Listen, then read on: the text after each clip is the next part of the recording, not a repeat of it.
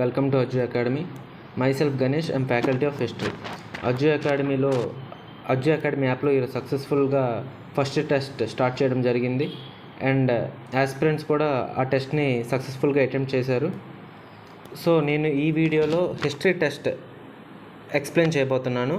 And more over ancient Indian history test అనమాట.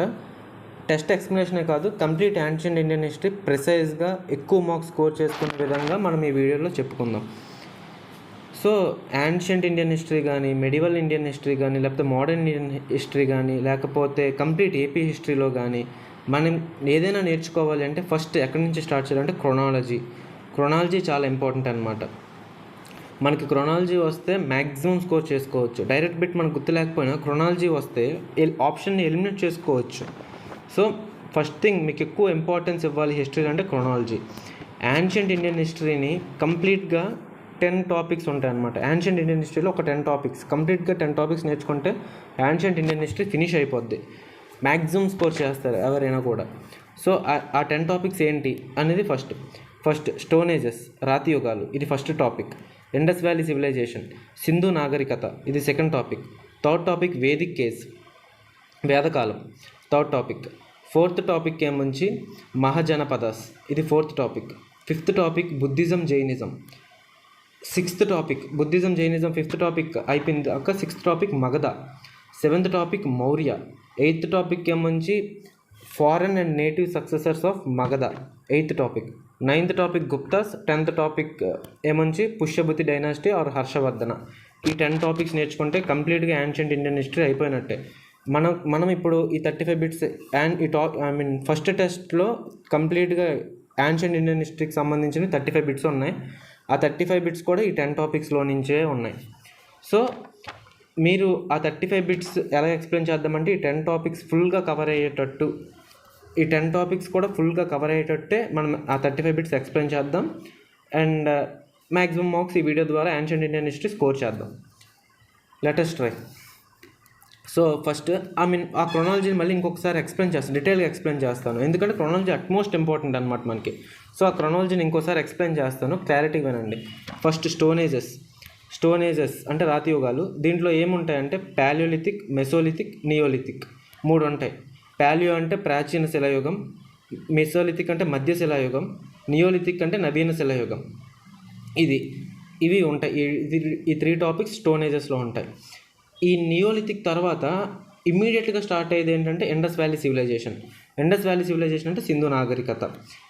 ఈ chronology ఏంటి, ఆర్డర్ ఎంత అంటే డేట్ టైం లైన్ ఎంత, 2500 BC నుంచి 1500 BC వరకు మనకు ఉన్నది ఏంటంటే ఇండస్ వ్యాలీ సివిలైజేషన్ తర్వాత నెక్స్ట్ ఏంటి అంటే వేదిక్ కేజ్. 1500 BC నుంచి 600 BC వరకు మనకి ఈ వేదిక్ కేజ్ అనేది స్టార్ట్ అవుతుంది. వేదిక్ కేజ్ తర్వాత మనకి మహాజనపదాస్, 16 మహాజనపదాస్ ఉంటుంది. 16 మహాజనపదాస్ అది ఫోర్త్ టాపిక్. మహాజనపదాస్ తర్వాత మనకి బుద్ధిజం గౌతమ్ బుద్ధ ఫౌండ్ చేస్తారు. జైనిజం ఏముంచి తెలుసు కదా, తీర్థంకరస్ ఉంటారు లైన్గా. లాస్ట్ తీర్థంకర ఏముంచి వర్ధమాన మహావీర, 24th తీర్థంకర అతను. అలా దాని తర్వాత బుద్ధిజం జైనిజం మనకి ఫిఫ్త్ టాపిక్ తర్వాత మనకి స్టార్ట్ అయ్యేది ఏంటి మగధ. 6th టాపిక్ మగధ తర్వాత మౌర్యాస్లో ఎవరెవరు ఉంటారు. 7th టాపిక్ మౌర్యాస్లో ఎవరెవరు ఉంటారు, చంద్రగుప్త మౌర్య, బిందుసార, అశోక అండ్ ఆఫ్టర్ అశోక. ఇవి మౌర్య టాపిక్. మౌర్యాస్ తర్వాత నెక్స్ట్ టాపిక్ ఏంటి 8th topic foreign and native successors. Mauryan end అయిపోయిన తర్వాత ఇండియా మొత్తాన్ని ఒక పెద్ద కింగ్డమ్ రూల్ చేయలేకపోయింది. చిన్న చిన్నగా కింగ్డమ్స్ రూల్ చేశారు. అవేంటి అంటే ఫారెన్ సక్సెసర్స్, నేటివ్ సక్సెసర్స్ అంటే ఇండియా కింగ్సే ఇండియాని చిన్నగా అక్కడక్కడ రూల్ చేసుకున్నారు. ఫర్ ఎగ్జాంపుల్ శాతవాహనాస్ డక్కన్ని రూల్ చేశారు. చేడీ రూలర్స్ అంటే ఒరిస్సాని రూల్ చేశారు. కళింగ కారవేల అంటారు కదా, ఆ కింగ్డమ్కి చెందిన ఆయనే చేడీ రూలర్. నెక్స్ట్ సుంగాస్, పుష్యమిత్ర సుంగా, వీళ్ళు మధ్యప్రదేశ్ సమ్ పార్ట్ ఆఫ్ ఉత్తరప్రదేశ్ని వీళ్ళు రూల్ చేశారు. సుంగాస్, కన్వాస్, ఇలా వాళ్ళు నేటివ్ సక్సెసర్స్ అనమాట. ఫారెన్ సక్సెసర్స్ ఎవరు అంటే ఫస్ట్ ఇండో గ్రీక్స్, షకాస్, పార్థియన్స్, కుషానాస్ అంటే కనిష్క, ఇవి ఫారెన్ సక్సెసర్స్ అనమాట. దీని తర్వాత ఈ నేటివ్ అండ్ ఫారెన్ సక్సెసర్స్ తర్వాత మళ్ళీ మొత్తం ఇండియా ఆక్యుపై చేసింది ఎవరంటే గుప్తాస్. సో 9th టాపిక్ మనకి గుప్తాస్. గుప్తా అంటే first founder Srigupta, next Ghatotkacha, next Chandragupta 1, దాని తర్వాత సముద్రగుప్త, చంద్రగుప్త 2, కుమారగుప్త, స్కందగుప్త, వీళ్ళు గుప్తాస్ అనమాట. గుప్తాస్ తర్వాత నెక్స్ట్ మనకి ఇమీడియట్గా స్టార్ట్ అయ్యే వాళ్ళు గుప్తాస్ తర్వాత మళ్ళీ మనకి ఇండియాని కొంచెం డివైడ్ అయిపోయింది. కానీ మోస్ట్లీ ఎవరు రూల్ చేశారు అంటే ది బెస్ట్ కింగ్ అక్కడ ఆ టైంలో ఎవరు అంటే మనకి హర్షవర్ధన ఆఫ్ పుష్యభూతి డైనాసిటీ అనమాట. ది బెస్ట్ కింగ్ అంటాం మనం అతను. సో ఆ హర్షవర్ధనతో మనకి 10 టాపిక్స్ అయిపోతాయి. 10 టాపిక్స్ కూడా అయిపోతాయి. So history, ancient Indian history కంప్లీట్గా క్లియర్ అయిపోయినట్టే. ఈ 35 బిట్స్ కూడా ఇక్కడ వరకే ఉంటుంది మనకి. నెక్స్ట్ 35 బిట్స్ మెడివల్ ఉంటుంది, ఆ నెక్స్ట్ మోడర్న్ ఉంటుంది, మోడర్న్ తర్వాత ఏపీ హిస్టరీ. సో ఇలాగా మనం కంప్లీట్గా డివైడ్ చేసాం చూడండి. సో మనం బిట్స్ టెస్ట్ సిరీస్ ఎక్స్ప్లెనేషన్కి వెళ్ళిపోదాం. ఫస్ట్ బిట్ చూడండి. The earliest evidence of crop production has been found at which of the following neolithic sites of Indian sub continent.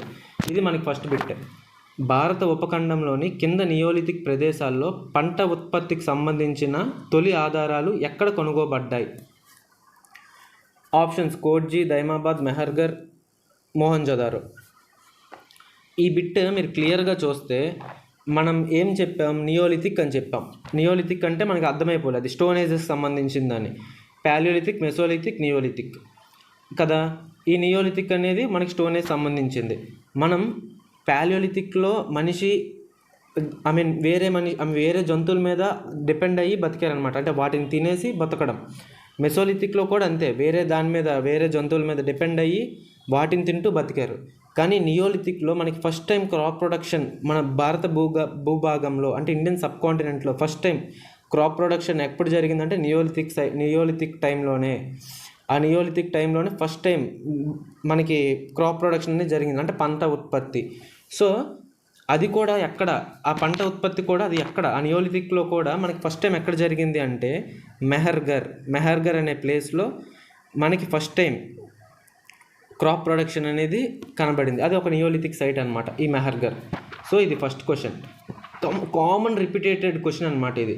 ఈ ఎన్నిసార్లు రిపీటేటివ్ అంటే మ్యాక్సిమం క్వశ్చన్, అంటే సీజీఎల్లో కానీ, సిహెచ్ఎస్ఎల్లో కానీ, సిపిఓ ఎగ్జామ్స్లో కానీ, లేకపోతే మన స్టేట్ ఎగ్జామ్స్లో కానీ ఈ కామన్ రిపీటేటివ్ క్వశ్చన్ ఇది. స్టోన్ ఏజెస్ నుంచి మ్యాక్సిమం క్వశ్చన్స్ రావు, వస్తే ఇదిగోండి ఇలాంటి ఫ్యాక్ట్ బేస్డ్ క్వశ్చన్ ఒకటి వస్తుంది. మోస్ట్లీ అది కూడా ఇదే రావచ్చు అలా. నెక్స్ట్ క్వశ్చన్ చూడండి. Next question Indus valley civilization. Indus valley సివిలైజేషన్లో నేను మోస్ట్లీ 2 టాపిక్సే ఉంటాయి. ఆ 2 టాపిక్స్ మీరు క్లారిటీగా క్రిస్టల్ క్లియర్గా నేర్చుకుంటే అయిపోద్ది. ఆ 2 టాపిక్స్ కూడా నేను ఫస్ట్ ఇప్పుడే చెప్పేస్తాను వినండి. ఫస్ట్ థింగ్ ఏంటి అంటే Indus sites and then places ఎక్కడెక్కడ ఉన్నాయి. Indus sites and then places. First Dholavira, Surkotada, Lothal, Rangpur. ఈ 4 ప్లేసెస్ ఎక్కడ ఉన్నాయంటే ఈ 4 ఇండస్ సైట్స్ గుజరాత్ అనే స్టేట్లో ఉంటుంది. నెక్స్ట్ కాళీబంగన్ ఎక్కడుందంటే రాజస్థాన్లో ఉంది. బన్వాలి ఎక్కడుందంటే హర్యానాలో ఉంది. రోపార్ ఎక్కడుందంటే పంజాబ్లో ఉంది. ఆలంగీర్పూర్ ఎక్కడుందంటే యూపీలో ఉంది. దైమాబాద్ ఎక్కడుందంటే మహారాష్ట్ర. మొత్తం ఈ 9 అయ్యాయి కదా. ఈ 9తో పాటు హరప్పా పాకిస్తానీ పంజాబ్లో ఉంది.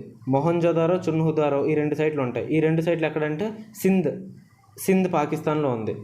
సో ఒక 3 పాకిస్తాన్లో ఉన్నాయి, మిగతా 9 ఇండియాలో ఉన్నాయి. అంటే ఇంకా బోల్డ్ సైట్స్ ఉంటాయి, కానీ ఈ మెయిన్వి ఇంపార్టెంట్ సైట్స్ ఇవి అనమాట. సో కంప్లీట్గా 9+3 ఒక 12 సైట్స్ మీరు పర్ఫెక్ట్గా గుర్తుంటే ఈ టాపిక్ ఇండస్లో ఫస్ట్ టాపిక్ ఒకటి మోస్ట్లీ క్లియర్ చేసేసినట్టే. సో మీరు అక్కడ క్వశ్చన్ చూడండి. డోలవేరా ఎక్కడుంది? గుజరాత్లో ఉంది. కాళీబంగన్ ఎక్కడుంది? రాజస్థాన్లో ఉంది. బన్వాలి ఎక్కడుంది? హర్యానాలో ఉంది. ఆలంగీర్పూర్ ఎక్కడుంది? యూపీలో ఉంది. ఇది మళ్ళీ అవి నేర్చుకోవడానికి. సో మీకోసం మళ్ళీ ఇంకొకసారి చెప్తాను చూడండి. డోలవేరా, రంగపూర్, లోథల్, సుర్కటోడా గుజరాత్లో ఉంది. బన్వాలి హర్యానాలో ఉంది. హర్యానాలో ఉంది. కాళీబంగన్ రాజస్థాన్లో ఉంది. రోపార్ పంజాబ్లో ఉంది. ఆలంగీర్పూర్ యూపీలో ఉంది. దైమాబాద్ మహారాష్ట్రలో ఉంది. ఇది కాకుండా హరప్పా, మొహంజదారో, చున్హుదారో ఇవి మొత్తం 12 సైట్స్ అనమాట. ఈ 12 సైట్స్ ఎక్కడెక్కడ ఉన్నాయని నేర్చుకుంటే ఇండస్ టాపిక్ అంటే ఇండస్ వ్యాలీ సివిలైజేషన్లో వన్ ఆఫ్ ద బిట్ రావడానికి ఛాన్సెస్ ఎక్కువ అనమాట. ఇది కాకుండా ఇంకొక టైప్ ఉంటుంది. ఏంటంటే 68th క్వశ్చన్ చూడండి. Both fire altars and rice husk got excavated in which Harappan site. అంటే ఫైర్ ఆల్టర్స్ అంటే అగ్నివేదికలు, పూజలు గట్రా జరిగినప్పుడు అగ్నివేదికలు ఉంటాయి కదా, అదిన్ను, అండ్ రైస్ హస్క్ వరి పొట్టు, ఈ రెండు ఏ హరప్ప అంటే ఏ ఇండస్ వ్యాలీ సివిలైజేషన్కి చెందిన ప్లేసెస్లో ఎక్స్కవేట్ అయ్యింది అంటే దొరికింది అన్నట్టు. లోతాల్ ఆప్షన్స్ లోతాల్, డోలవేరా, హరప్ప, మొహంజదారో. ఆన్సర్ ఏంటి? లోతాల్లో దొరికింది. ఇలా కూడా అడగడానికి ఛాన్స్ ఉంటుంది. ఫర్ ఎగ్జాంపుల్ ఏ సైట్లో ఏది ఫేమస్, ఇప్పుడు మొహంజదారోలో గ్రేట్ బాత్ కానీ, లేకపోతే గ్రేట్ గ్రాండరీ కానీ, అసెంబ్లీ హాల్ కానీ, కాలేజ్ బిల్డింగ్ కానీ, ఇది మొహంజదారోలో ఫేమస్. అలాగా లోతల్లో ఏం ఫేమస్, ఇలాగ రైస్ హస్క్, ఫైర్ ఆల్టర్స్ ఇవి దొరికాయి. ఒక్కొక్క ప్లేస్లో ఒక్కొక్క ఫేమస్ థింగ్స్ ఉంటాయి కదా, అలాగా అవి నేర్చుకున్నా మనకి ఈ టాపిక్ అయిపోద్ది. సో నేను 12 టాపిక్స్ చెప్పాను కదా, ఆ 12 సైట్స్, ఆ 12లో కూడా ఏమేమి ఇంపార్టెంట్ ఒకసారి మీకు క్రిస్టల్ క్లియర్గా చూసుకుంటే అయిపోద్ది. మోస్ట్లీ లోతల్, మొహంజదారో, డోలవేరా, హరప్ప ఈ 4 నుంచే మ్యాక్సిమం రావడానికి ఛాన్సెస్ ఉంటాయన్నమాట. అలా ఇది 68th క్వశ్చన్. ఇప్పుడు 69th క్వశ్చన్కి వెళ్ళే ముందు మనం ఇప్పటివరకు ఫస్ట్ క్వశ్చన్ ఓల్డ్ స్టోనేజెస్ నుంచి క్లియర్ చేసేసాం. Second and 66th question stone ages, 67 and 68 Indus valley civilization నుంచి క్లియర్ చేసేసాం. ఇప్పుడు 69th క్వశ్చన్ మనకి 69 and 70 క్వశ్చన్స్ ఏమవుతుందంటే వేదిక్ కేస్ క్వశ్చన్స్ ఇచ్చాను నేను. So 69 and 70 Vedic age questions కాబట్టి మనం ఒకసారి వేదాస్ కోసం క్లియర్గా చదువుకుందాం. వేదాస్లో ఏముంటుందంటే అన్నిటికంటే ఇంపార్టెంట్ వేదిక్ టైంలో ఏమంటే సొసైటీ, ఎకానమీ, వీటన్నిటికన్నా వేదిక్ లిటరేచర్ చాలా ఇంపార్టెంట్. మనకు డెఫినెట్గా క్వశ్చన్ వచ్చే టాపిక్ ఏంటంటే వేదిక్ లిటరేచర్. అంటే ఈ టైంలో వేదిక్ టైం అంటే 1500 నుంచి 600 BC మధ్యన ఈ లిటరేచర్ డెవలప్ అయిందనమాట. సో మెయిన్గా మనకేముంటుందంటే వేదిక్ లిటరేచర్లో శృతీస్, స్మృతీస్ అని ఉంటుంది. శృతీస్ అంటే వేదాస్, స్మృతీస్ అంటే మళ్ళీ చెప్తా. ఫస్ట్ శృతీస్ చూద్దాం. శృతీస్ అంటే వేద అంటే ఋగ్వేద, సామవేద, యజుర్వేద, అథర్వణ వేద. మళ్ళీ ఈ ప్రతి వేదాలో ఏముంటుందంటే ప్రతి వేదాలు అంటే ఋగ్వేదాలు, సామవేదాలు, యజుర్వేదాలు, అథర్వణ వేదాలు ఏముంటాయంటే 4 సబ్ టాపిక్స్ కింద ఉంటాయి. ఏంటంటే ఫస్ట్ది సంహితాస్ తర్వాత బ్రాహ్మణాస్ తర్వాత అరణ్యకాస్ తర్వాత ఉపనిషత్స్. ఫర్ ఎగ్జాంపుల్ ఋగ్వేదాలో సంహితాస్ ఉంటాయి, బ్రాహ్మణాస్ ఉంటాయి, అరణ్యకాస్ ఉంటాయి, ఉపనిషత్స్ ఉంటాయి. యజుర్వేదాలో సేమ్ సంహితాస్ ఉంటాయి, బ్రాహ్మణాస్ ఉంటాయి, అరణ్యకాస్ ఉంటాయి, ఉపనిషత్స్ ఉంటాయి. సో అండ్ సో సామవేదకు అలానే ఉంటుంది, అథర్వణ వేదకు కూడా అలానే ఉంటుంది. సో ఇక్కడ మన క్వశ్చన్ ఏంటి అంటే మెయిన్గా ఇక్కడ ఏం మాట్లాడుకుందామంటే ఫర్ ఎగ్జాంపుల్ ఋగ్వేదాలో ఎన్ని సంహితాస్, 1017 or 1028, ఈ రెండిట్లో ఏదో ఒకటి అంటే కొన్ని బుక్స్ 1017 ఉంటాయి, కొన్ని బుక్స్లో 1028 ఉంటాయి. ఋగ్వేదకు సంబంధించిన బ్రాహ్మణాస్ ఏంటి? ఐత్రేయ బ్రాహ్మణ, కౌశిటికి బ్రాహ్మణ. సో యజుర్వేదకు సంబంధించిన బ్రాహ్మణ ఏంటి? శతపథ బ్రాహ్మణ, తైత్రేయ బ్రాహ్మణ. సామవేదకు సంబంధించిన బ్రాహ్మణ ఏంది అంటే దాంట్లో ఏముంది? చందోగ్య బ్రాహ్మణ, జైమినేయ బ్రాహ్మణ. నెక్స్ట్ అథర్వణ వేదకు సంబంధించిన బ్రాహ్మణ ఏంటంటే గోపద బ్రాహ్మణ. ఇవి బ్రాహ్మణాస్. అరణ్యకాస్, ఇప్పుడు నెక్స్ట్ అరణ్యకాస్ కూడా సేమ్ ఋగ్వేదాలో కొన్ని ఉంటాయి, సామవేదాలలో ఉంటాయి, అథర్వణ వేదాలో ఉంటాయి, యజుర్వేదాలో కూడా ఉంటాయి. టోటల్ అరణ్యకాస్ ఫస్ట్లో ఎన్ని ఉండేవంటే 130 ఉన్నాయి. కానీ మనకి రైట్ నో ఇప్పుడు అవైలబుల్గా ఎన్ని ఉన్నాయంటే 7 అరణ్యకాస్ అవైలబుల్గా ఉన్నాయి. So total Aranyakas as of now అంటే 7. టోటల్ అరణ్యకాస్ టోటల్గా ఏంటంటే 130. ఇవి కాకుండా ఉపనిషత్స్ 108 ఉపనిషత్స్. దీంట్లో యజుర్వేదకు సంబంధించింది ఏంటి అంటే బృహదారణ్యక ఉపనిషత్తు. ఇదే ఓల్డెస్ట్ ఉపనిషత్తు. మనకి దొరికిన ఉపనిషత్తులో ఓల్డెస్ట్ అండ్ లార్జెస్ట్ బృహదారణ్యక ఉపనిషత్తు. ఈ బృహదారణ్యక ఉపనిషత్తు నుంచి మనం అసతోమ, సర్గమయ, అహం బ్రహ్మస్మి అనేవి ఉంటాయి చూడండి, అది బృహదారణ్య ఉపనిషత్తులోనే ఉండేది. ఇది కాకుండా ఇంకోటి ఏంటంటే ముండకా ఉపనిషత్. ఇదేంటి అంటే అథర్వ వేదాల ఉంటుంది. ఈ ముండకా ఉపనిషత్తులో సత్యమేవ జయత అనే వర్డ్ ఉంది కదా, ఇది మనం ఇక్కడి నుంచే తీసుకున్నాం. సత్యమేవ జయత అనే వర్డ్ ఇది. సో ముండకా ఉపనిషత్తు నుంచి తీసుకున్నాం, అది అథర్వణ వేదాల ఉంటుంది. నెక్స్ట్ ఇది కదా. ఇప్పుడు సంహితాస్ చూడండి. సంహితాస్ ఋగ్వేదాలో ఎన్ని సంహితాస్ అన్నాను? 1017 or 1028. ఈ సంహితాస్ అంటే శ్లోకాస్. అలాగా ఈ శ్లోకాస్ కంప్లీట్ 1017 or 1028 శ్లోకాస్ 10 మండలాస్ కింద డివైడ్ అయ్యింది. 10 మండలాస్ ఋగ్వేదాలో 1078 శ్లోకాస్ సంహితాస్ ఆర్ 10 మండలాస్ ఉంటాయి. 10 మండల సంహితాస్ శ్లోకాస్ కింద డివైడ్ అయ్యింది. దీంతోపాటు అరణ్యకాస్ ఉంటాయి, బ్రాహ్మణాస్ ఉంటాయి, ఉపనిషత్స్ ఉంటాయి. ఇవి కామన్ చెప్పేసాను. ఇది కాకుండా ఇప్పుడు సామవేదాలో 1549 ఉంటాయి సంహితాస్. యజుర్వేదాలో 1875. అంటే ఎగ్జాక్ట్గా ఎవరు చెప్పలేరు ఇవి ఇన్ని అని. అరౌండ్ మోస్ట్ ఆఫ్ ద బుక్స్లో ఇలా ఉంటాయి. అథర్వ వేదాలో 711 ఆర్ 731 ఉంటాయి సంహితాస్. ఓకేనా. ఇప్పుడు 10 మండలాస్ అన్నాను కదా, ఋగ్వేదాలో 1017 కూడా 10 మండలాస్ కింద డివైడ్ అయింది. ఇప్పుడు క్వశ్చన్ చూడండి, Purusha Sukta is a hymn from which Veda? 69th question, is a hymn from which Veda అంటే ఇది ఋగ్వేదకు సంబంధించింది. 10th మండలాలో ఉంటుంది ఇది. ఋగ్వేద 10th మండలాలో ఈ పురుష సూక్త అనే హిమ్ ఉంటుంది. అంటే పురుష సూక్త అంటే దేనికోసం అంటే మన వర్ణ సిస్టమ్ అని ఉంటుంది కదా, ఈ పురుష సూక్త థియరీలోనే ఉంటుంది. వర్ణ సిస్టమ్ అంటే బ్రాహ్మణ, క్షత్రియాస్, వైశ్యాస్, శూద్రాస్, ఈ వర్ణ సిస్టమ్ ఈ పురుష సూక్త నుంచే ఉంటుంది అనమాట. 10th మండల్ ఆఫ్ ఋగ్వేదాలో ఈ పురుష సూక్త ఉంటుంది. గాయత్రి మంత్రం అనేది కూడా ఉంటుంది కదా, మన గాయత్రి మంత్రం, అది 3rd మండల్ ఆఫ్ ఋగ్వేదాలో ఆ గాయత్రి మంత్రం అవైలబుల్గా ఉంటుంది. ఇదే కాకుండా నడియ సూక్త థియరీ అని ఒకటి ఉంటుంది. ఆ థియరీ కూడా 10th మండల్ ఆఫ్ ఋగ్వేదాలో ఉంటుంది. అది కూడా ప్రీవియస్గా అడుగుతారు కదా, అందుకు చెప్పేస్తున్నాను. సో ఇవి Rigveda mandalas and then importance. Same Samaveda, Yajurveda, Atharvana Veda ఇలానే ఉంటాయి, దానికి సంబంధించిన బ్రాహ్మణ. సో ఈ శృతీస్ అంటాం కదా, ఈ శృతీస్ ఋగ్వేద, ఈ వేదాస్ అన్నీ శృతీస్ అయినప్పుడు వేదాస్లో ఉండే సంహితాస్, వేదాస్లో ఉండే బ్రాహ్మణాసు, వేదాస్లో ఉన్న అరణికాసు, వేదాస్లో ఉన్న ఉపనిషత్స్, ఇవి కూడా శృతీస్ అవుతాయి మనకి. ఇవి శృతీస్, కంప్లీట్గా శృతీస్. ఇవి కాకుండా స్మృతీస్ అంటాం. స్మృతీస్. 70th క్వశ్చన్ చూడండి, which of the following is not a Vedanga అన్నాం కదా, వేదాంగాస్ మనకి స్మృతీసే, వేదాంగ స్మృతీస్. దాని తర్వాత ఉపవేద స్మృతీస్, 6 ఫిలాసఫీస్ అంటాం, అవి స్మృతీసే. ఈ వేదాంగ చూడండి, ఈ వేదాంగలో కూడా జనరల్ ఉపవేదాస్ అంటే ఆయుర్వేద, ధనుర్వేద, గాంధర్వవేద, శిల్పవేద, 4 ఉపవేదాలు ఉంటాయి. ఇలా కాకుండా వేదాంగాస్ అంటే 6 ఉంటాయి. ఏంటి? శిక్ష, కల్ప, నిరుక్త, వ్యాకరణ, చండ, జ్యోతిష, ఇది 6 వేదాంగాస్. అలా మళ్ళీ 6 ఫిలాసఫీస్ ఉంటాయి. న్యాయ, యోగ, సంఖ్య, వైశేషిక, పూర్వమీమాంస, ఉత్తరమీమాంస, అవి 6 ఫిలాసఫీస్. క్వశ్చన్ చూడండి, which of the following is not a Vedanga అన్నాం. శిక్ష, కల్ప, నిరుక్త, వ్యాకరణ, చండ, జ్యోతిష, ఇవి మాత్రం వేదాంగాలు. సో కల్ప ఉంది, నిరుక్త ఉంది, చండ ఉంది. వైశేషిక అనేది వేదాంగ కాదు. వైశేషిక అనేది 6 ఫిలాసఫీస్ అనమాట. సో మనకి ఆప్షన్ ఆన్సర్ ఏంటంటే వైశేషిక. ఇది ఆ 2 క్వశ్చన్స్కి. సో వేదిక్ కంప్లీట్గా క్లియర్ అయిపోయింది ఇక్కడతో. మనం 3 టాపిక్స్ ఫినిష్ చేసేసాం. 4th టాపిక్ క్వశ్చన్ చూడండి, which of the following is non monarchical state? ఈ నాన్ మోనార్కియల్ స్టేట్ అంటున్నాం కదా, ఒక్కసారి క్లియర్గా చూడండి. మనకి 16 మహాజనపదాస్ ఉంటాయి. 16 మహాజనపదాస్. దీంట్లో 16 మహాజనపదాస్లో మ్యాక్సిమం మహాజనపదాస్ మొనార్కియల్. అంటే కింగ్ ఉంటారు, కింగ్ చెప్పింది అందరూ వినాలి, నో ఎలక్షన్, నథింగ్. కానీ రిపబ్లికన్ స్టేట్స్ ఉంటాయి, దాంట్లో ఎలక్షన్ అవుతుంది, కింగ్ని ప్రజలే ఎన్నుకుంటారు. అవి మ్యాక్సిమం స్టేట్స్ మొనార్కియలే, కానీ ఒక 5 నాన్ మొనార్కియల్. అవేంటి అంటే వజ్జి, కురు, పాంచాల, మల్ల, నెక్స్ట్ కంబోజా. ఇవి తప్ప మిగతావన్నీ మొనార్కియల్ స్టేట్సే. ఈ నేను చెప్పిన 5 ఏంటి? వజ్జి, మల్ల, కురు, పాంచాల, కంబోజా, ఇవి నాన్ మొనార్కియల్ స్టేట్స్ అనమాట. ఇవి సో ఆన్సర్ వజ్జి కదా, ఆన్సర్ వజ్జి. దీంట్లో which of the following is non monarchical state అంటే Vajji.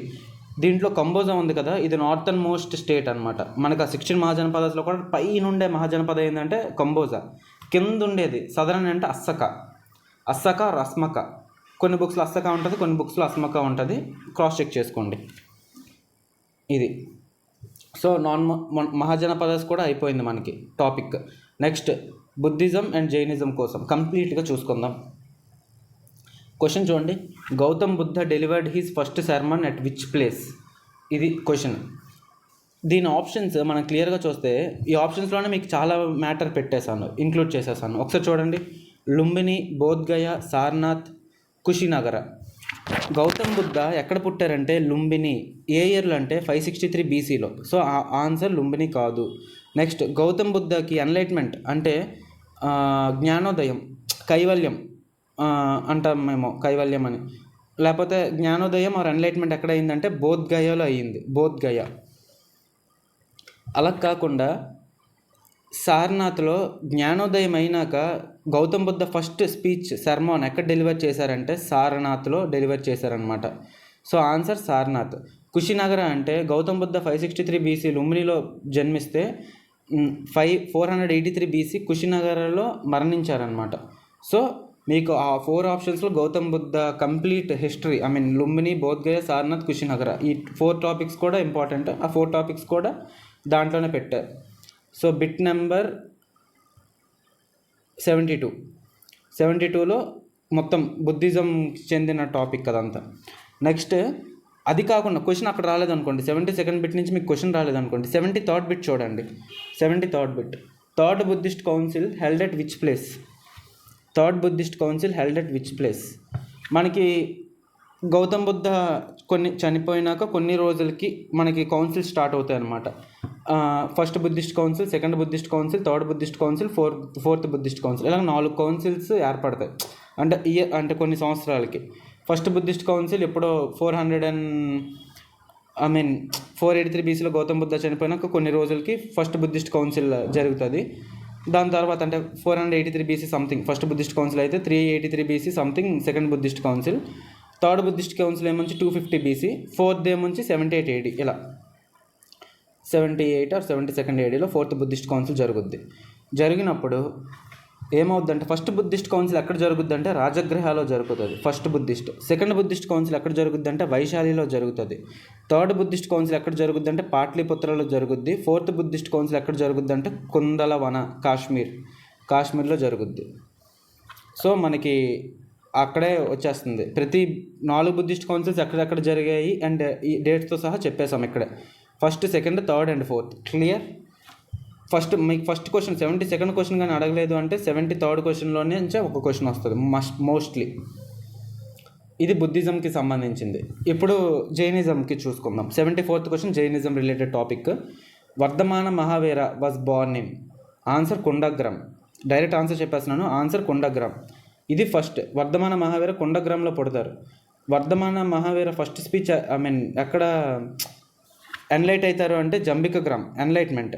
పావాలో first sermon, first speech delivery చేస్తారు, మాట్లాడతారు. అంటే జ్ఞానోదయం అయినాక, జంబిగ్రామ్లో జ్ఞానోదయం అయినాక పావాలోనే ఫస్ట్ స్పీచ్, తన మాటలు మాట్లాడడం పావాలోనే. పావపురిలో మరణిస్తారనమాట. ఎప్పుడు పుట్టారు వర్ధమాన మహావీర అంటే 540 BC. అతను 24th తీర్థాంకర. ఓకేనా? ఫస్ట్ తీర్థాంకర రిషభనాథ, 23rd తీర్థాంకర పార్శ్వనాథ, 24th తీర్థాంకర వర్ధమాన మహావీర. డెఫినెట్గా ఈ 3 తీర్థాంకరాస్ గుర్తుపెట్టుకోండి. క్వశ్చన్ మోస్ట్లీ ఇక్కడి నుంచి రావచ్చు జైనిజంలో. ఇది కాకుండా ఇంకో క్వశ్చన్ జైనిజంలో, who was the founder of Shvetambara a sect in Jainism అని ఉంది కదా. 75th question. దాని ఆన్సర్ ఎవరు అంటే స్థూలభద్ర దాని ఆన్సర్. అదే దిగంబరాస్ అంటే ఎవరు అంటే భద్రబాహు. దిగంబరాస్ అంటే భద్రబాహు. శ్వేతాంబరస్ అంటే స్థూలభద్ర సెక్ట్. అంటే జైనిజంని 2 సెక్ట్స్ కింద డివైడ్ అయ్యాయి. జైనిజం అనేది అయితే శ్వేతాంబరస్ లేదా దిగంబరాస్. శ్వేతాంబరస్ ఫౌండర్ ఎవరంటే స్థూలభద్ర, దిగంబరాస్ ఎవరంటే భద్రబాహు. అది శ్వేతాంబరస్ మోస్ట్లీ వైట్ క్లాత్స్ ఇవన్నీ ఉంచడానికి ఉండేవాళ్ళు. దిగంబరాస్ అనేవాళ్ళు న్యూట్గా ఉండడానికి ఉండేవాళ్ళు అనమాట. క్లాత్స్ అనేవి ఉండకూడదు అన్నట్టు వాళ్ళు దిగంబరాస్. శ్వేతాంబరస్ అంటే వైట్ క్లాత్స్, అక్కడ మీనింగ్ వచ్చేస్తుంది శ్వేతాంబరస్, శ్వేత అలా. నెక్స్ట్ ఇది ఇలా కాకుండా జైనిజంలో కూడా మనకి కౌన్సిల్స్ అయ్యాయి. జైనిజంలో 2 కౌన్సిల్స్ అవుతాయి. ఫస్ట్ కౌన్సిల్ ఎక్కడైందంటే పాట్లీపుత్రలో అయింది. సెకండ్ కౌన్సిల్ ఎక్కడైంది అంటే Vallabhi in Gujarat. Second council. మనకి బుద్ధిజంలో 4 కౌన్సిల్స్ అవుతాయి, జైనిజంలో 2 కౌన్సిల్స్ అవుతాయి.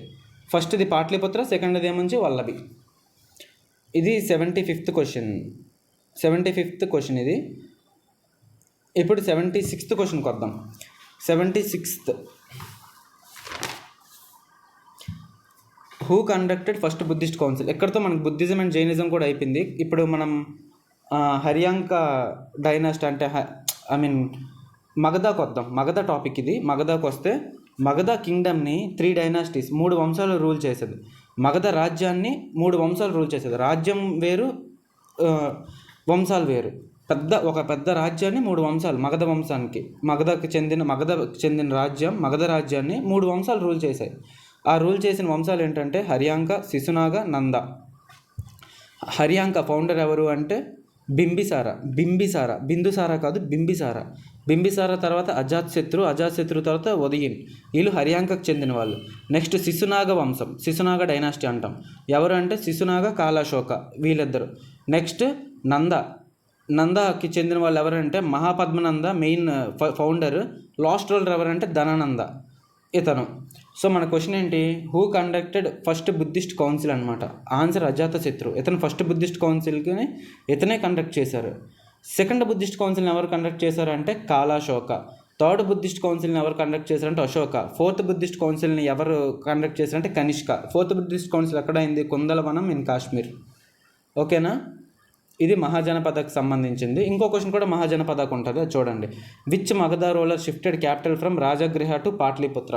ఈ రాజగృహ అనే దాన్ని క్యాపిటల్ ఎవరు చేశారు, బింబిసార చేశారు. Bimbisara constructed Rajagriha and made the capital as Rajagriha అనమాట.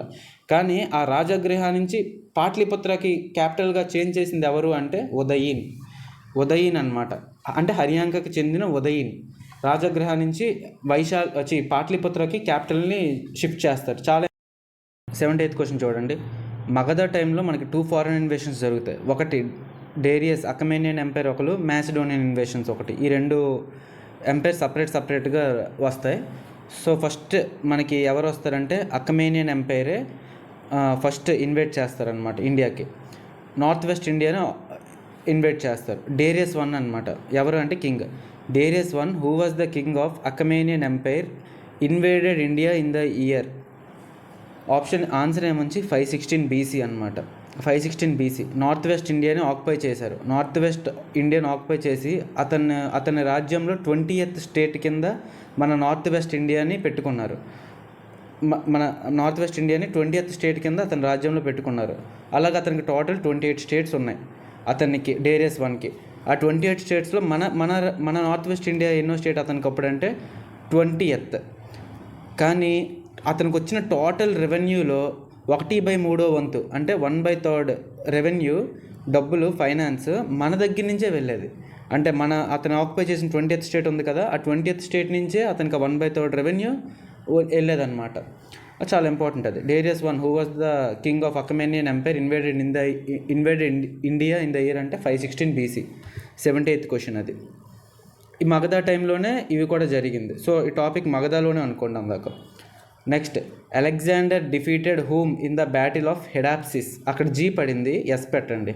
HYDPASCS in the year 326 BC. అంటే దాని ఆన్సర్ పోరస్ అనమాట. పోరస్. అలెగ్జాండర్ మనకి 326 BC ఇండియాకి వస్తారు. ఇండియాకి వచ్చిన వెంటనే ఫస్ట్ ఎవరు సబ్మిట్ చేస్తారంటే Ambhi, the ruler of Takshashila. Ambhi Takshashila అనే రాజ్యానికి కింగ్. ఆ అంబి ఏముంచి వెంటనే తన రాజ్యాన్ని అలెగ్జాండర్కి ఇచ్చేస్తారు. He readily submitted his kingdom to అలెగ్జాండర్కి తన రాజ్యాన్ని ఇచ్చేసిన వెంటనే పోరస్, PORUS, పౌర్స్ అని వచ్చింది, పోరస్ అనమాట. ఆ పోరస్కి కూడా అలెగ్జాండర్ సబ్మిట్ చేయమంటే నేను సబ్మిట్ చేయను, వార్కి రా అంటారు. అలెగ్జాండర్కి పోరస్కి వార్ అవుతుంది హెడాప్సిస్లో, జేలం రివర్ దగ్గర. ఆబ్వియస్లీ పోరస్ ఓడిపోతారు, ఎందుకంటే అలెగ్జాండర్ కోటం లేదని మనకి తెలుసు. సో అలెగ్జాండర్ గెలిచి పోరస్ని ఓడిపిస్తారు. కానీ స్టిల్ అలెగ్జాండర్కి పోరస్ ప్రతిభ నచ్చుద్ది అనమాట. నచ్చి తన రాజ్యాన్ని తనకే ఇస్తారు. రూల్ చేయు పర్లేదు, కానీ నేనే నీకు సుప్రీము, కానీ నువ్వు కూడా రూల్ చేసుకొని తన రాజ్యం తనకిస్తారు పోరస్కి. కానీ ఇంకొక ఇంపార్టెంట్ బిట్ ఏంటంటే అలెగ్జాండర్ ఇండియాకి వచ్చినప్పుడు అప్పుడు ఇండియన్ కింగ్ ఎవరంటే ధనానంద. అప్పుడు నందాస్ ఉండేవాళ్ళు. మగధ టైమే కదా, మగధలో నందాస్ లాస్ట్ డైనాసిటీ. ఆ నందా లాస్ట్ డైనాసిటీలో కూడా లాస్ట్ కింగ్ ఎవరంటే ధనానంద. ఆ ధనానంద ఉండేవాళ్ళు అలెగ్జాండర్ ఇండియాకి వచ్చేటప్పుడు. అది థర్డ్ ఆప్షన్ అనమాట. సో ఆన్సర్ దీనికి ఏంటంటే పోరస్, ఆప్షన్ 2. ధనానంద టైంలో అతను వచ్చారు. ఇది అలెగ్జాండర్ కోసం ఇంకో ఇంపార్టెంట్ ఏంటంటే అలెగ్జాండర్ 326 BC ఇండియాకి వస్తారు. 326 నుంచి 325 BC అంటే ఒక 19 months ఇండియాలో ఉంటారు. 323 BCలో అతను బ్యాబిలాన్లో చనిపోతారనమాట అలెగ్జాండర్. ఇది కంప్లీట్గా అలెగ్జాండర్ ఇది ఇన్ఫర్మేషన్. సో ఇక్కడతో మనకి మగధ టాపిక్ అయిపోయింది, మహాజనపదాస్ అయిపోయింది, బుద్ధిజం జైనిజం అయిపోయింది, మగధ అయిపోయింది. ఇప్పుడు రైట్ నో మౌర్యాస్ చూద్దాం. Mauryas was in the court of Chandragupta Maurya, Megasthenes was in the court of Chandragupta Maurya, Megasthenes belongs to which country? Answer Greek అనమాట. ఈ ఎవరు పంపించారు మెగస్థెనీస్ని అంటే సెలికస్ నికేటర్ అని ఆయన మెగస్థెనీస్ని పంపిస్తారు చంద్రగుప్త మౌర్య టైం లైన్లో. ఇంకో ఇంపార్టెంట్ ఏంటంటే అతని టైంలో కౌటిల్య అనే అతను ఉండేవాళ్ళు, ఇతను మెగస్థెనీస్ అనే అతను ఉండేవాళ్ళు. కౌటిల్య అర్థశాస్త్ర రాస్తారు, మెగస్థెనీస్ ఇండికా రాస్తారు. ఈ మెగస్థెనీస్ ఇండికా చాలా ఇంపార్టెంట్. కౌటిల్య అర్థశాస్త్ర కూడా మౌర్యన్ అడ్మినిస్ట్రేషన్ కోసం అండ్ ఫైనాన్స్ అండ్ ఎకానమీ కోసం కూడా చెప్తుందన్నమాట. ఓకేనా. దాని తర్వాత అతను చంద్రగుప్త మౌర్య కోసం అది topic. Next king Bindusara patronised Ajivika sect అనమాట. అంటే Ajivika was founded by whom అంటే కింగ్ బిందుసార్ అనే అతను అజీవిక అనే దీన్ని ఫాలో అయ్యేవాళ్ళు. అజీవిక మతం టైప్ అనమాట సెక్ట్ని. ఆ సెక్ట్ని ఎవరు ఫాలో చేశారు అనేది క్వశ్చన్. కింగ్ బిందుసార, చంద్రగుప్త మౌర్య తర్వాత వచ్చే కింగ్ బిందుసార తర్వాత వచ్చే అతను అశోక. సో ఇక్కడ కింగ్ బిందుసార. అయితే దీని ఆన్సర్ ఎవరు అంటే మక్కలిపుత్త గోసల. దీని ఆన్సర్ మక్కలిపుత్త గోసల. ఓకేనా. ఇది బిందుసార కోసం ఇంకొంచెం ఇన్ఫర్మేషన్ చూసుకుందాం. బిందుసార అనే అతనికి బిరుదు ఏంటి? అమిట్రో చటిస్. నెక్స్ట్ సేమ్ సెలికస్ నికేటర్ అని ఆయన మెగస్థెనీస్ని ఎలా పంపిస్తారో చంద్రగుప్త మౌర్య కింగ్డమ్కి ఆ రెయిన్ అప్పుడు అతని కోర్ట్కి సేమ్ డిమాచెస్ని పంపిస్తారనమాట. యాంటియోకస్ I అని ఆయనే యాంటియోకస్ I ఏమొచ్చి డిమాచెస్ని బిందుసార కోర్ట్కి పంపిస్తారు. ఇది బిందుసార టైం లైన్లో ఇంపార్టెంట్. ఇప్పుడు అశోక దగ్గరికి వచ్చేద్దాం. Ashoka Kalinga war happened in the year. దీనికన్నా ముందు ఆ ఆన్సర్స్ చూడండి. 273 BC, 269 BC, 261 BC, 232 BC. ఇది ఇవి ఆన్సర్స్ ఉన్నాయి కదా. 273 BCలో ఏమవుద్దంటే బిందుసార అని ఆయన చనిపోయి అశోక అన్న అతను రూలింగ్లోకి వస్తారు. 269 BCలో ఫార్మల్గా నేను అతను అఫీషియల్గా నేను కింగ్ని అని అతను డిక్లేర్ చేసుకుంటారు. అంటే కారనేషన్ అంటారు చూడండి, పట్టాభిషేకం 269 BCలోనే జరుగుద్ది. 273 BCలో అన్ఫార్మల్గా ఇతను కింగ్ అని వస్తారనమాట. కానీ 269 BCలోనే అఫీషియల్గా నేను కింగ్ని అని అఫీషియల్గా కోఆర్డినేషన్ జరుగుద్ది, పట్టాభిషేకం జరుగుద్ది 269 BCలో. 261 BCలో కళింగ యుద్ధం జరుగుద్ది. 232 BCలో అశోక దిగిపోతారనమాట కింగ్గా. అప్పటి నుంచి లేటర్ మౌర్యస్ వస్తారు, చిన్న చిన్న కింగ్స్. అశోక వరకు పెద్ద important kings Chandragupta Maurya, Ashoka, and then Chandragupta Maurya, Bindusara and Ashoka, వీళ్ళు ఇంపార్టెంట్. ఓకేనా. నెక్స్ట్ క్వశ్చన్ చూడండి. In which rock edict is Ashoka named in person and not by his usual title Devanam Priya. ఇప్పుడు అశోకవి 14 మేజర్ రాక్ ఎడిక్ట్స్ అంటాం, లేకపోతే మైనర్ రాక్ ఎడిక్ట్స్ ఉంటాయి, 7 పిల్లర్ ఎడిక్ట్స్ ఉంటాయి, 7 మేజర్ పిల్లర్ ఎడిక్ట్స్ ఉంటాయి, మైనర్ పిల్లర్ ఎడిక్ట్స్ ఉంటాయి. కాకపోతే వీటన్నిటిలో కూడా అశోక అని ఉండదన్నమాట. దేవానాం ప్రియ లేకపోతే దేవానాం ప్రియదర్శి అని అలా ఉంటాయి. కానీ అశోక నేమ్ అనే ఉండే ఏంటి అంటే అనే ఎడిక్ట్స్ ఏంటి, అనే రాక్ ఎడిక్ట్స్ ఏంటి స్పెసిఫిక్గా అక్కడ ఉండదు. మైనర్ రాక్ ఎడిక్ట్స్ అంటాం కదా, వాటిలో మాత్రమే ఉంటాయి జనరల్గా. ఆ మైనర్ రాక్ ఎడిక్ట్స్లో మాత్రమే అశోక. మేజర్ రాక్ ఎడిక్ట్స్లో ఉండదు, మేజర్ పిల్లర్ ఎడిక్ట్స్లో ఉండదు, మైనర్ పిల్లర్ ఎడిక్ట్స్లో కూడా ఉండదు. మైనర్ రాక్ ఎడిక్ట్స్లో ఉంటుంది. ఆ మైనర్ రాక్ ఎడిక్ట్స్లో కూడా ఏంటి అంటే Maski, Brahmagiri, Gujjara, Nettur, all of the above అనమాట. ఈ 4 కూడా ఉంటాయి. ఈ 4 మాత్రమే ఉంటాయి అండ్ ఈ 4 ఉంటాయి. మస్కి, బ్రహ్మగిరి, గుజ్జర, నెట్టూర్, ఈ 4 మాత్రం అశోక నేమ్ స్పెసిఫిక్గా ఉంటుంది. ఓకేనా. ఇది కాకుండా next among the following 84th question చూడండి. Among the following which is not a major pillar edict? Topra Kalan, Allahabad, Meerut, Sarnath, ఇవి ఈ పిల్లర్స్.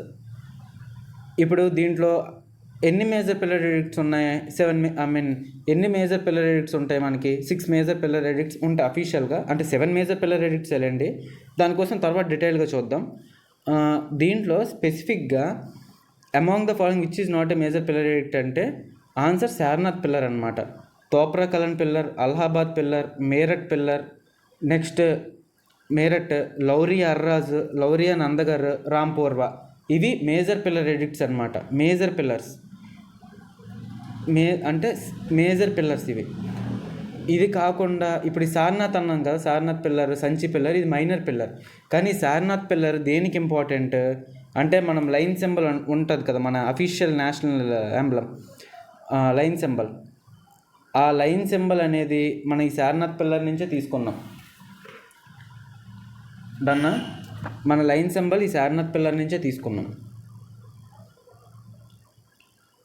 నెక్స్ట్ ఇక్కడతో మౌర్యాస్ డన్ అయిపోయినాక foreign and native successors of Maurya. ఇప్పుడు ఎవరు వస్తారు? ఫస్ట్ నేటివ్ సక్సెసర్స్ చూసుకుందాం. సుంగులు, కన్వులు, దాని తర్వాత శాతవాహనాస్, చేడి, ఈ నలుగురు కోసం చూద్దాం. First Patanjali, who was the author of Mahabhashya, భాగ్య కాదు Mahabhashya, was the chief priest of which king? Patanjali, who was the author of Mahabhashya, was the chief priest of which king? అంటే దాని ఆన్సర్ ఏంటి అంటే పుష్యమిత్ర శుంగ. ఇతనే శుంగ రాజ్యానికి అంటే శుంగులు కింగ్డమ్కి ఫౌండర్ అనమాట. శుంగ డైనాసిటీకి ఫౌండర్ పుష్యమిత్ర శుంగ. నెక్స్ట్ ఇతని తర్వాత ఇంపార్టెంట్ ఎవరు అంటే అగ్నిమిత్ర అనే ఆయన. అగ్నిమిత్ర. సో శుంగాల్లో ఇద్దరే మెయిన్, ఒకరు పుష్యమిత్ర శుంగ, ఇంకోళ్ళు అగ్నిమిత్ర. సో ఆల్రెడీ పుష్యమిత్ర శుంగ కోసం చూసాం, అతనే ఫౌండర్. అతని టైంలోనే పతంజలి మహాభాష్య రాస్తాడు. ఓకేనా? ఇప్పుడు who was the author of drama Malavika Agnimitra అంటే ఆన్సర్ కాళిదాస అన్నమాట. కాళిదాస మాలవిక అగ్నిమిత్ర రాస్తారు. ఇక్కడ అగ్నిమిత్ర అంటే ఎవరో కాదు, శుంగ ఉన్నారు కదా, శుంగుల్లో ఒక రాజు అగ్నిమిత్ర. చెప్పాను కదా, సెకండ్ ఇంపార్టెంట్ కింగ్ ఆఫ్ శుంగాస్ అని, ఇతనే అగ్నిమిత్ర. ఇతను శుంగుల కోసం టాపిక్.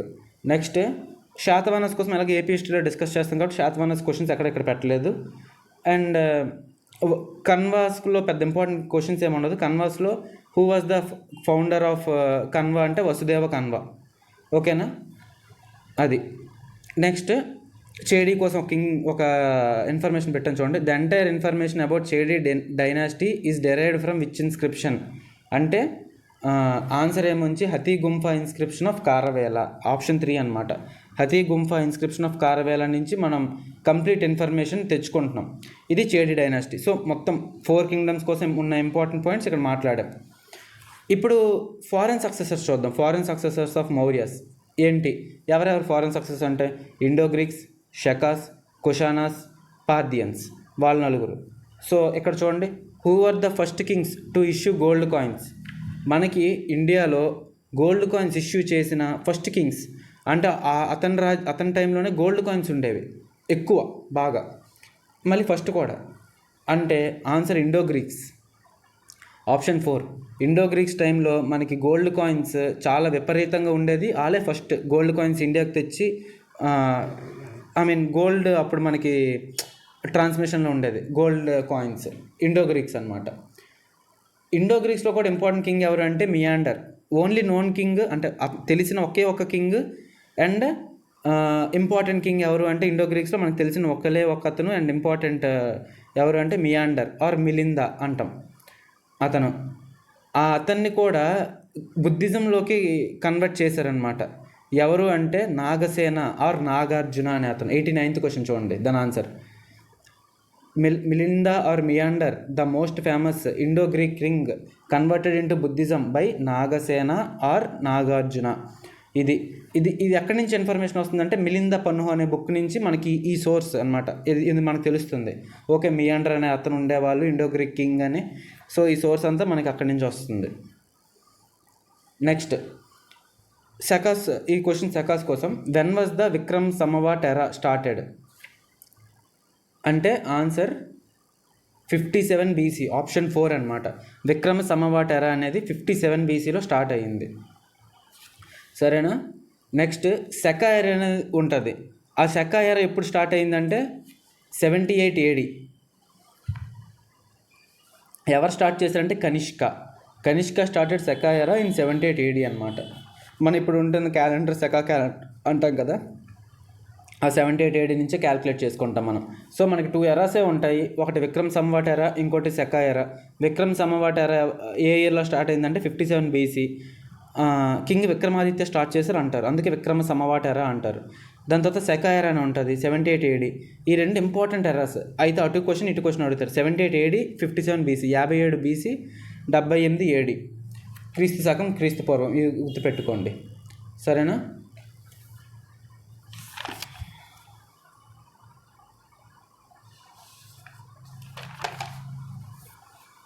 నెక్స్ట్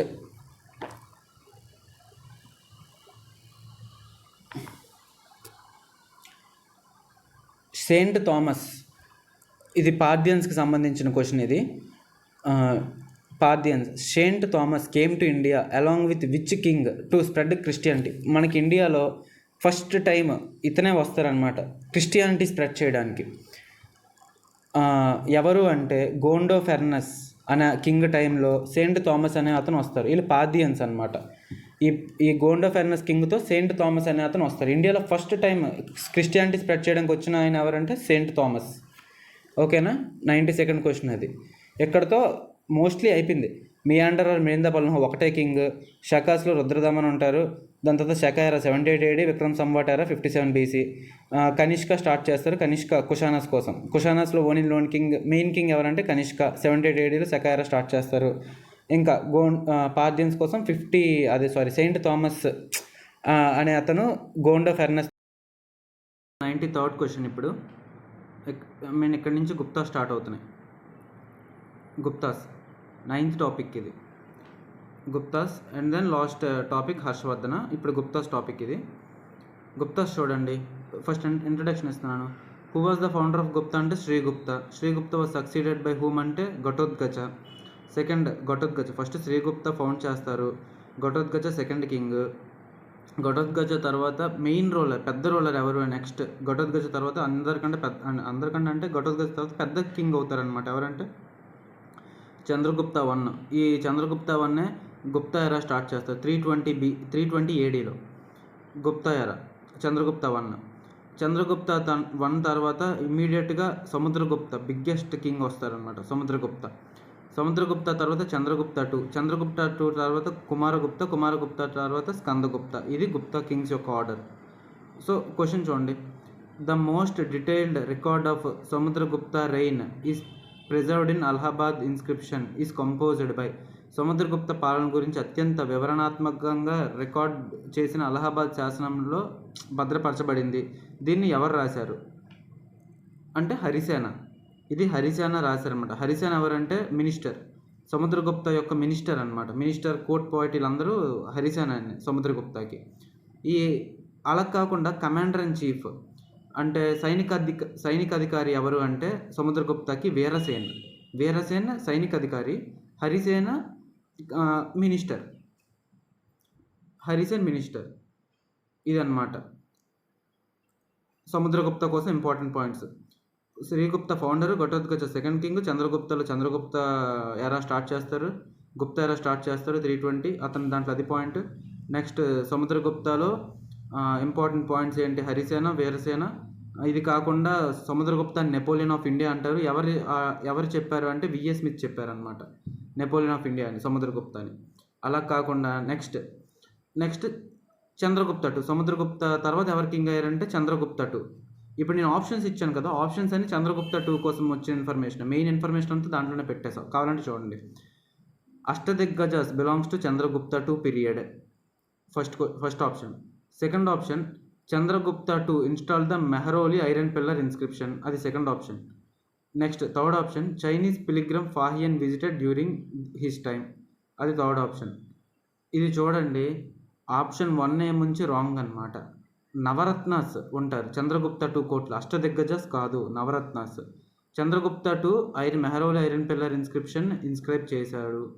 మళ్ళీ చైనీస్ పిలిగ్రమ్ ఫాహియన్ను ఇతని టైంలోనే చంద్రగుప్త టైంలోనే వస్తారు, వచ్చి తన యొక్క మొత్తం థింగ్ని ఒక బుక్ లాగా పెట్టి రాస్తారనమాట. చంద్రగుప్త టూ టైం లైన్లో ఉన్న ఏం జరిగిందో, చంద్రగుప్త టూ కోర్టులో ఏం జరిగిందో అదంతా కలిపి ఒక బుక్లో రాస్తారనమాట.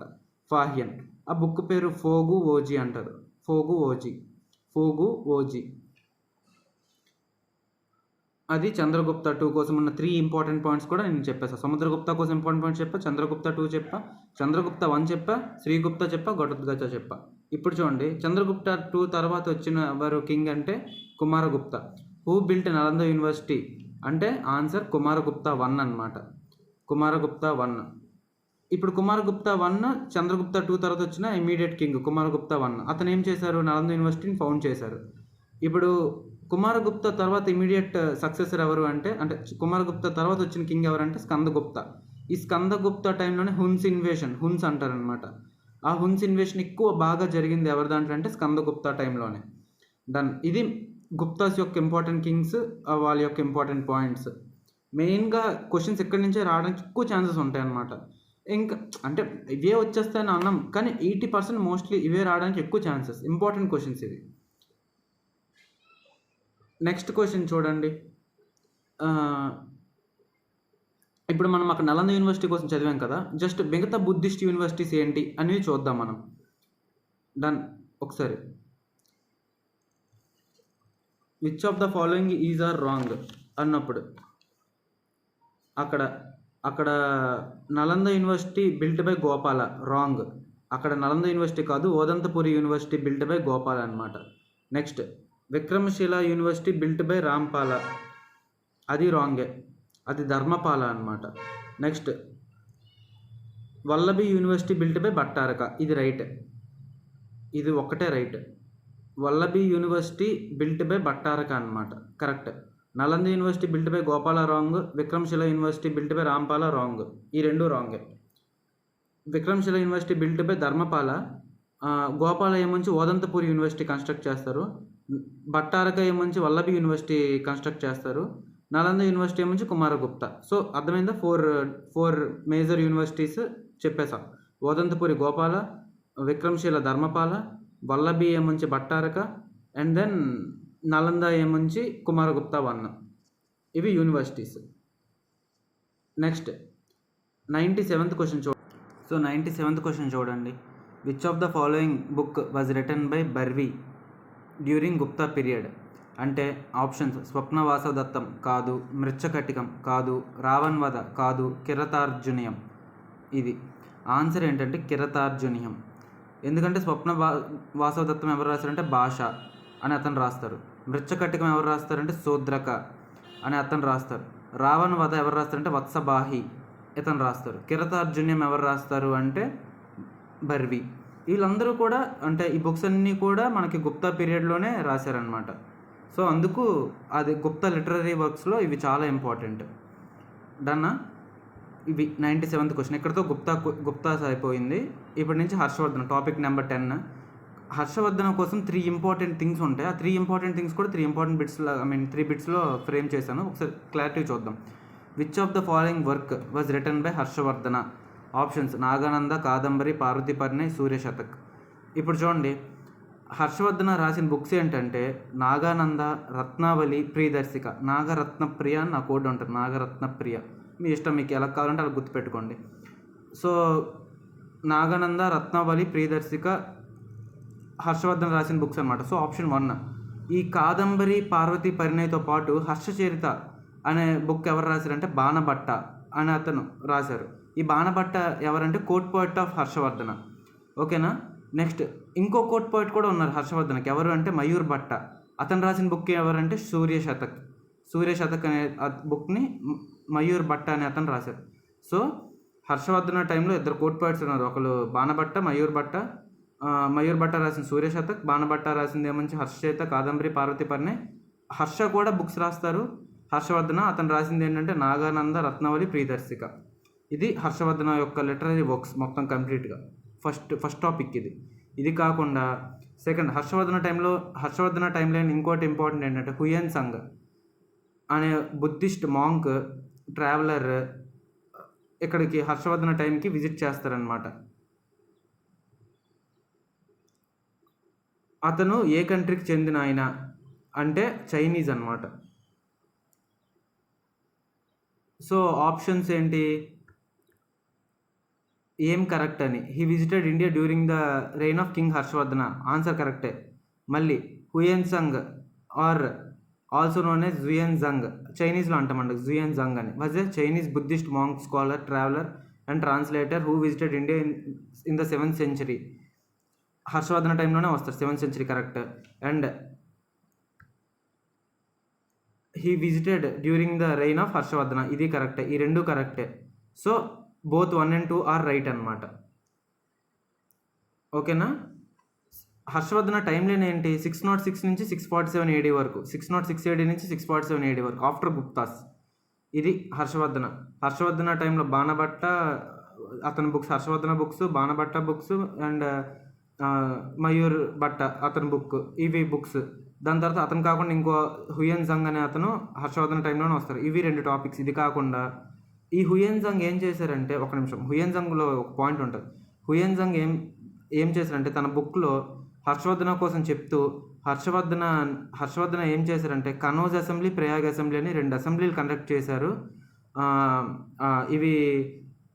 ఇవి అతని టైంలోనే, అంటే హుయన్ సంగ్ వచ్చిన టైంలోనే కండక్ట్ చేశారు. అంటే 643 ADలో కనౌజ్ అసెంబ్లీ, 644 ADలో ప్రయాగ్ అసెంబ్లీ కండక్ట్ చేశారు అని చెప్పేసి హుయన్ సంగ్ తన బుక్స్లో మెన్షన్ చేశారనమాట. అది. Next 100th question. Harshavardhana was defeated by Pulakeshi two on banks of which river? ఇది నా ఆన్సర్ నర్మదా. హర్షవర్ధన ఎన్నో బ్యాటిల్స్ చేశారు, ఎంతమందినో గెలిచారు, కానీ ఎంత మందిని ఓడించారు, చాలామందిని ఓడించి కానీ అతను పులకేశిటు చేతిలో ఓడిపోయి నర్మదా రివర్ పైన అనేది హర్షవర్ధన రూల్ చేసుకోవాలి, నర్మదా రివర్ కింద అనేది Pulakeshi two, western Chalukyan king of Badami or Vatapi అంటాం కదా, ఇతనే పులకేశిటు అనమాట. సో సౌత్ ఏమొంచి నేను రూల్ చేసుకుంటా పులకేశిటు రూల్ చేస్తారు, నార్త్ ఏమొంచి హర్షవర్ధన రూల్ చేసుకోండి అని చెప్పేసి ఈ వార్ తర్వాత డిసైడ్ అయ్యారనమాట. ఇది హర్షవర్ధన డిఫీట్ చేసిన కింగ్స్ లైక్ శశాంకాన్ని డిఫీట్ చేశారు, నెక్స్ట్ ధ్రువసేన 2 అనే అతన్ని డిఫీట్ చేశారు. ఇలా అందరు చాలామందిని డిఫీట్ చేశారు, కానీ పులకేశిటు చేతిలో ఓడిపోయారు అనమాట హర్షవర్ధన. ఇది టోటల్గా మనకున్న బిట్స్ 35 బిట్స్ అనమాట. 35 బిట్స్లో కూడా కంప్లీట్గా యాన్షియంట్ ఇండియన్ హిస్టరీ కవర్ చేసే విధంగానే ఎక్స్ప్లెయిన్ చేయడం జరిగింది. మ్యాక్సిమం ఎంత డీటెయిల్గా చెప్పాలో అంత డీటెయిల్డ్గానే చెప్పాను. బిట్ చదివేయడం కాకుండానే దాని యొక్క 360 degreesలో కంప్లీట్గా దాని టాపిక్ రిలేటెడ్ ఏంటుంది అనేది కూడా నేను చెప్పడం జరిగింది. Hope you like it. And ఇది FBOగానే కాదు, ఈ test series CGL, CPO like central ఎగ్జామ్స్లో జనరల్ స్టడీస్ ఏవైతే ఉన్నాయో వాటన్నిటికీ కూడా ఈ టెస్ట్ సిరీస్ చాలా హెల్ప్ అవుద్ది. తక్కువ ప్రైస్కే 500కే మనం ఈ టెస్ట్ సిరీస్ లాంచ్ చేసుకున్నాం.